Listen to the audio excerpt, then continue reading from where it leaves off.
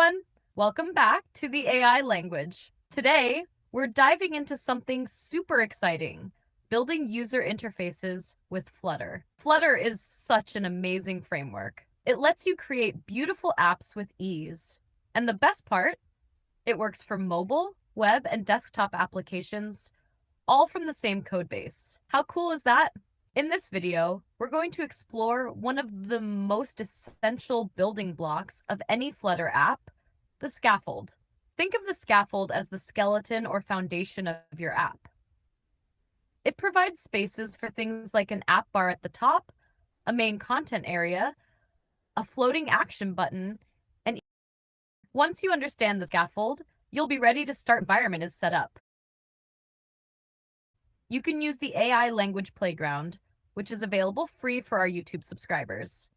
Just visit TheAILanguage.com/play. We highly recommend this because it involves zero setup. Just log into AI language and you're ready to go.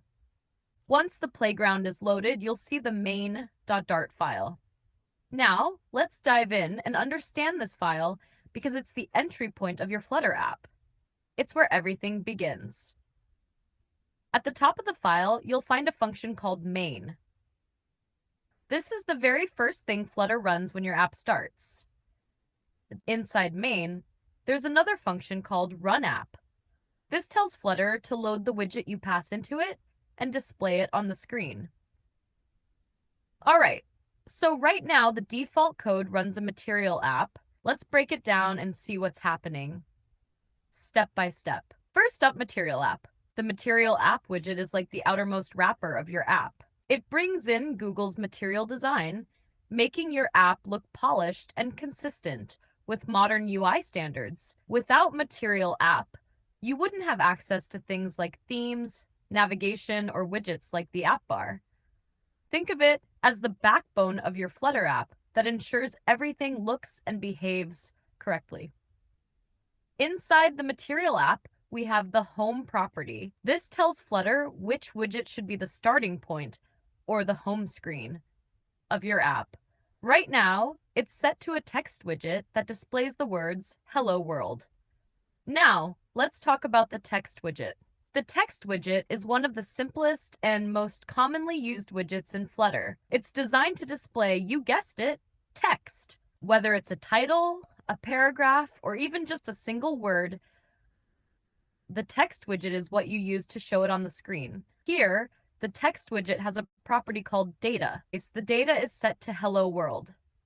So putting it all together, the MaterialApp wraps the entire app and sets up the structure. The home property tells Flutter to start with the text widget. The text widget displays the text Hello World, which is passed to it as the data property. Simple, right? Let's see how we can take this foundation and build something even better. All right, let's replace the text widget with a scaffold widget. Write scaffold like this, with 2 parentheses. Now, this is what your code should look like. Let's break this down. The MaterialApp wraps your app in Flutter's material design framework, giving it a consistent look and feel. The home property specifies what widget should be displayed first when the app runs. And the scaffold is the widget we'll use as the foundation for our app.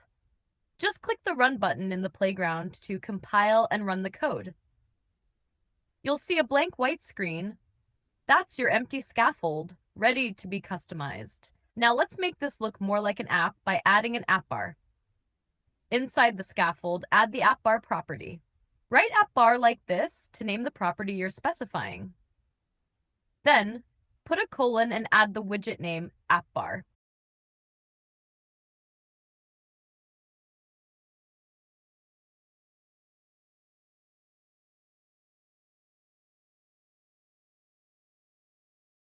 Notice something here. Property names in Flutter are written in lower camel case. They start with a small letter, and each new word starts with a capital letter. On the other hand, widget names are written in upper camel case. They start with a capital letter, and each new word also starts with a capital letter. Now, we'll specify a title property for the AppBar. This property can take any widget. For now, let's pass a text widget to it. We'll use the same Hello World text widget, but now as a title for the app bar.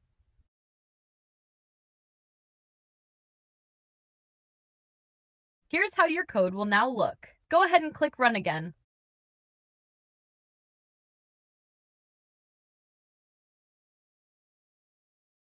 And there you have it. You'll see a bar at the top with the text Hello World. So what's happening here? The AppBar property of the scaffold adds a bar at the top of your app. The AppBar widget creates the actual bar. The title property lets you add a widget to the app bar. And in this case, we've used the text widget to display some text, like the title. And that's it. Your app now has a more complete structure with an app bar. Amazing progress so far. Now let's add some content to the main area of the app called the body. Below the app bar, add the body property. For the value of the property, we'll first add a center widget, right center, and to that, add a child property.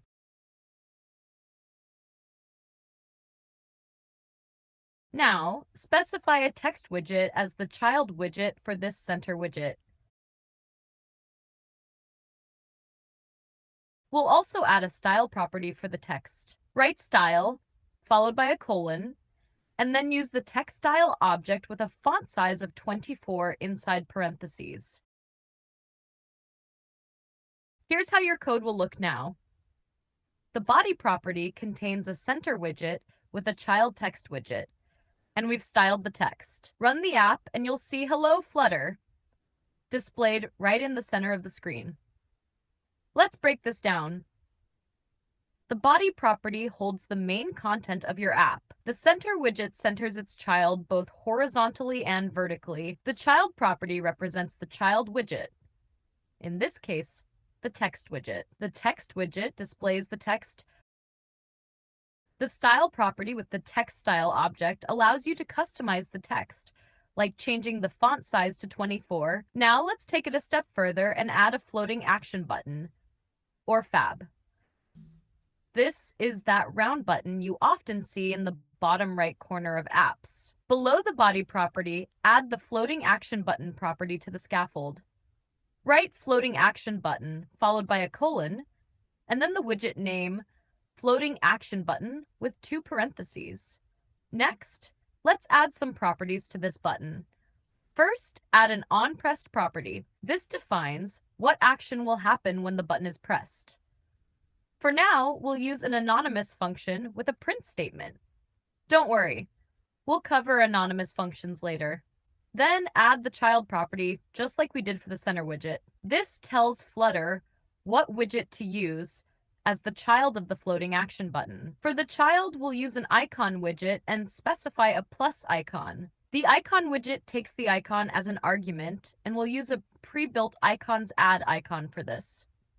Here's how your updated code will look. Now run the app again. You'll see a round button with a plus icon in the bottom right corner of the screen.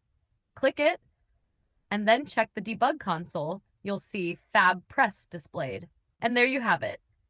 Your first Flutter app with a scaffold. You've built a structure with an app bar, some centered text, and a floating action button. In the next video, we'll explore how to make your app even more interactive. Don't forget to like, subscribe, and share this video if you found it helpful. See you next time on the AI language, and happy coding!